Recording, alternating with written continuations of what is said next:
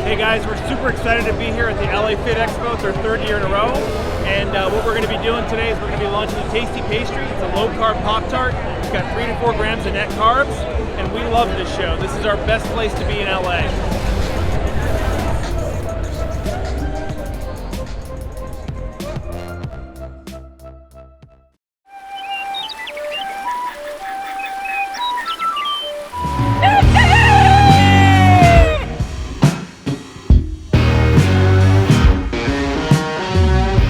Welcome back to Legendary Foods Muscle in the Morning.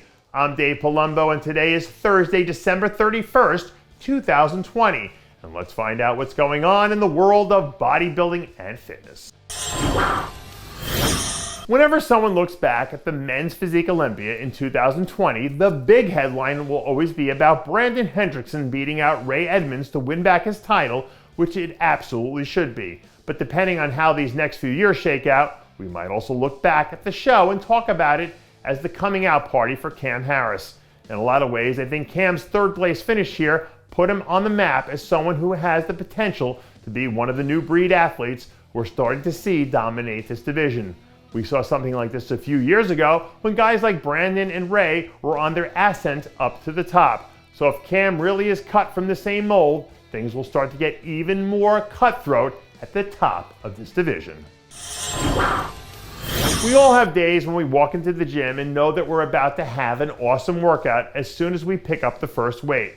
But the more I start to watch Joe Mackey, the more I start to think he must feel that way Monday through Sunday. A few days ago, Joe released a clip from a back session that showed him ripping 775 pounds off the floor for 3 clean reps, which is already impressive as it is, but it's even more impressive for someone who, well, didn't feel like he had the spark that day. I don't know what they got going on down there in the water in Texas, but we need to get some of that over here in Florida. Because if this is what a bad day looks like, the good days must be pretty damn special. This probably seems like ancient history now, but do you remember a few months ago when Ramy had to pull out of the Europa in Spain and it felt like the entire world tried to crush him on social media? Well, yeah. Let's see how that worked out, right? Not too bad for Ramy. I say that because I'm wondering if there's a chance we end up seeing the same thing next year from Roelly Winklaar. There are a lot of parallels between those two in terms of the success and criticism they both had in their careers, with the main difference now being Ramy's Olympia title. But Roelly's been one of the best athletes in the last decade, and at times he looks like one of the craziest bodybuilders of all time. So if he follows the Ramy formula next year, don't we all think he's capable of doing the same thing?